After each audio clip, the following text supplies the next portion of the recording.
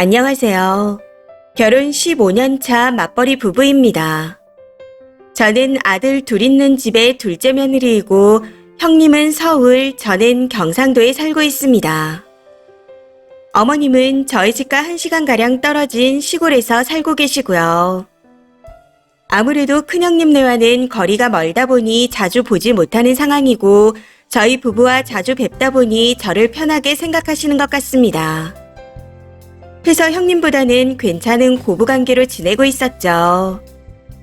그렇다고 서로를 살갑게 챙기는 그런 사이까지는 아닙니다.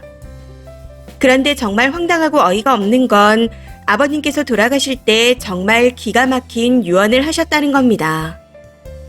할멈, 혼자 살면 죽어도 모르니까 나 없으면 작은 며느리한테 가서 살아.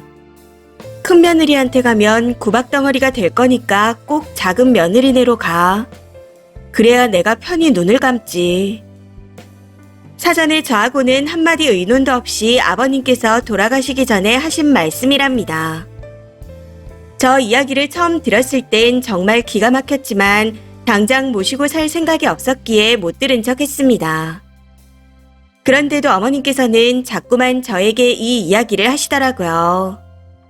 마치 본인을 모시고 살라고 강요하듯이요. 그래서 작년 추석에 가족들이 다 모였을 때 제 의사를 확실하게 밝혔습니다. 저는 어머님과 같이 살 자신이 없다고요. 남편한테는 이혼하고 싶으면 어머님을 모시고 오라 했었는데 남편도 아직은 그럴 생각이 없다 하기에 그냥 그렇게 지나갔습니다.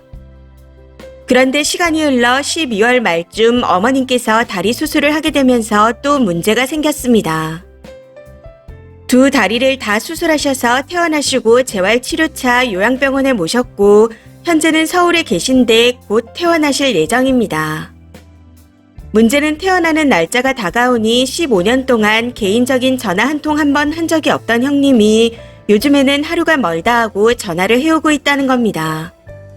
동서, 어머님 곧 퇴원하실 거야. 동서, 오늘 어머님 뵙고 왔어. 지금 상태로는 어머님이 집으로 가셔도 걱정이네. 아직까지는 조심하셔야 하는데. 이런 말들을 하며 매일 전화를 해오고 있습니다. 저는 알고 싶지도 않은 일들을 계속해서 설명해대는데 좋은 소리도 한두 번이지 듣다 보니 너무 짜증이 나더라고요. 그래서 그렇게 어머님이 걱정되시면 완전히 완치가 되실 때까지 형님 댁에 계시게 하세요. 완치되면 그때 어머님 댁으로 모시면 되잖아요. 하고 말했더니 당황한 듯 자기는 그러고 싶은데 어머님께서 꼭 고향으로 가신다며 고집을 부리신답니다. 제가 바보도 아니고 그걸 그대로 믿겠나요? 이건 누가 들어도 퇴원하시고 나면 동서가 어머님 모셔. 이 말을 하고 싶은데 차마 입 밖으로 꺼내지 못해서 빙빙 돌려 말하는 거 아닌가요? 그래서 고집을 부리셔도 건강이 우선이니 괜찮아질 때까지 모시라고 했습니다. 이렇게 걱정돼서 매일 전화를 하실 정도인데 어머님을 혼자 댁에 보내시면 생활이나 제대로 되겠나 하면서요. 그랬더니 어버버하며 다시 전화를 하겠다 하고는 바로 끊어버리더군요. 사실 저도 마음이 편하지만은 않습니다. 오히려 많이 불편한 상황이죠. 그럼에도 그냥 마음 불편하고 말지 죽어도 어머님과는 못 살겠는데 어떡하나요? 지금이야 떨어져 지내고 있는 상태라 나름 괜찮은 고부관계를 유지하고 있지만 같이 살게 되면 어떤 상황이 펼쳐질지 눈앞에 뻔히 보여 절대 같이 못 살 것 같습니다. 남편 놈은 그래도 지 엄마라고 신경이 쓰이는지 저한테 다시 생각을 해보라네요. 어머님을 모시면 시골집이랑 농가 밭을 제 앞으로 해준다고요. 그래서 안 받고 안 모시겠다고 딱 잘라 거절했네요. 돈 되는 땅은 다 큰아들네 주시더니 돈 안 되는 땅덩어리 몇 개를 주면서 어머님을 떠넘기려 하는 게 눈에 보여서 그 땅도 그냥 형님네 다 주시라고 했습니다. 재산 다 받고 직접 어머님을 모시라고요. 저는 그 땅 없어도 잘 먹고 잘 살 수 있으니 필요 없다 했네요. 그런데 생각하면 할수록 정말 이해가 안 됩니다. 사실 아버님의 유언이라고 어머님께 전달만 받았지 제가 직접 듣지도 못한 얘기라 거짓말 같기도 하고요. 이런 생각을 하다가도 설마 돌아가신 분의 유언을 거짓말하겠나 싶기도 하고, 요즘 이 문제로 머리가 복잡해서 미쳐버릴 것 같습니다. 댓글입니다. 첫 번째, 제가 차남인데 쓰니와 비슷한 강요를 받았습니다. 저는 제가 싫다고 했네요. 재산이요. 형이 결혼하기 전엔 대학 학비에 어학연수를 보내주시고 그것도 부족하다 해서 유학까지 보내주셨습니다. 거기 가서 공부는 안 하고 지금 형수님을 만나 연애만 하다 학점 미달로 강제 휴학받고 자퇴 형식으로 끝내고 돌아왔네요.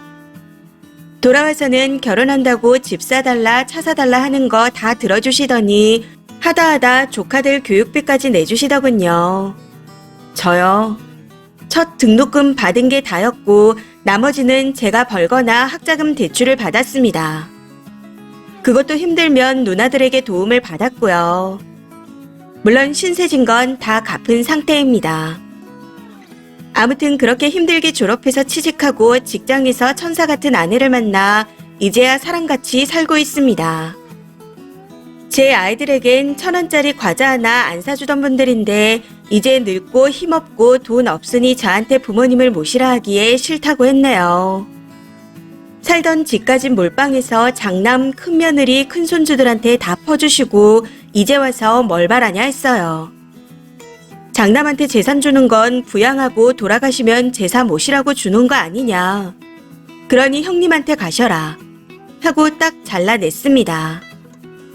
친부모보다 더 챙겨주시는 장인 장모님께 더 잘해야겠다 하면서요. 지금도 월 용돈만 보내드립니다. 아내가 너무 마음이 쓰인다며 그것만이라도 하자고 해서요. 쓰니도 마음 편한 대로 하세요. 두 번째, 남편이 계속 다시 생각해봐. 그래도 내 엄마잖아. 이런 소리를 하면 그래, 네가 자식으로서 불효를 하면 안 되지 하면서 남편을 시골 집으로 보내버리고 주말 부부나 월말 부부로 지내자고 하세요. 그게 쓰니가 생각하는 마지노선이라고요. 형님이 또 그딴 소리 하면 다 같이 있을 때나 시모한테 얘기하세요. 어머님, 형님이 집으로 모신다는데 왜 안 가신다고 고집부리세요. 형님이 잘 모신다잖아요. 라고 하면서요. 세 번째, 정녕 그 유언이 사실이라 하더라도 뭐 어쩌라고요.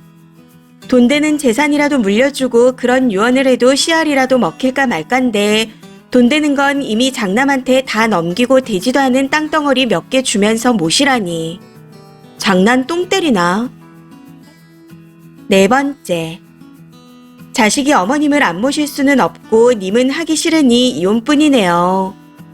부부 둘 중 누가 양보해서 계속 이어나간다 해도 사이가 나빠질 일밖에 없어 보입니다. 모시면 쓰니가 힘들고 안 모시면 남편이 님을 평생 원망할 테니까요. 15년이면 재산 반띵에 손해볼 건 없을 듯 합니다. 시어머니 못 모시겠으니 이혼해달라고 졸라요. 아직 남은 인생이 깁니다. 잠시 나쁜 며느리 취급받고 자유를 얻어요. 다섯 번째, 온 집안이 어쩜 그리 뻔뻔한가요? 이건 머리 복잡하게 생각할 거 전혀 없습니다. 그냥 남편을 시어머니한테 보내시면 해결되는 거거든요. 고민하지 마시고 처음 말씀하신 대로 그냥 이혼하자고 하세요. 여섯 번째, 왜 남의 집 딸을 유언에 들먹여서 부려먹으려 하냐고 난리를 쳤어야 남편 입이 다물어졌을 텐데. 어머님한테도 확실히 말씀하세요. 아버님이 저를 키워주신 부모님도 아니고 그렇다고 제가 자랄 때 우유 한 병 주신 것도 아니면서 왜 거기에 끼워 넣으신 거냐. 저희 부모님이 들으시면 기야말 소리다 하고요. 그리고 생판 남의 자식이나 마찬가지인 며느리를 자기네 집 수발들 사람으로 유언에 지장한 게 정상이냐고 길거리에 나가서 사람들한테 물어보라고 하세요. 미친 집안이라고 욕한다고 하면서요. 이번 사연은 여기까지입니다. 시청해주셔서 감사합니다.